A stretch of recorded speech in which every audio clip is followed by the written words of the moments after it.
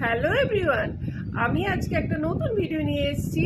আমরা যারা নিজের অন ভয়েসে ভিডিও করি তাদের জন্য এই ভিডিওটা যারা দেখছো অবশ্যই স্কিপ করে যেও না, কিন্তু তোমাদের কাছে এসছে মানে তোমাদের খুবই ইম্পর্টেন্ট একটা বিষয় তোমাদের জানার সুযোগ করে দিয়েছে ফেসবুক, তাই দেখো। তো আমি একদম স্ক্রিন শেয়ারের মাধ্যমে কিন্তু তোমাদেরকে ভিডিওটা বুঝিয়ে দেবো, তার জন্য অবশ্যই দেখতে হবে।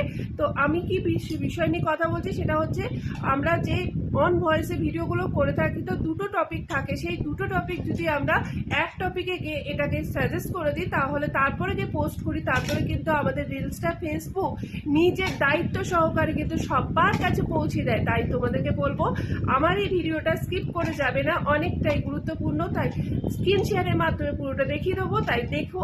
চলো লেটস গো।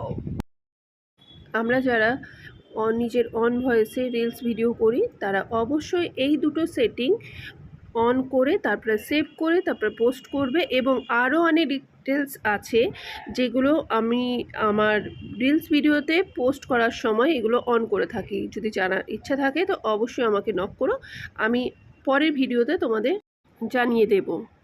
ওকে।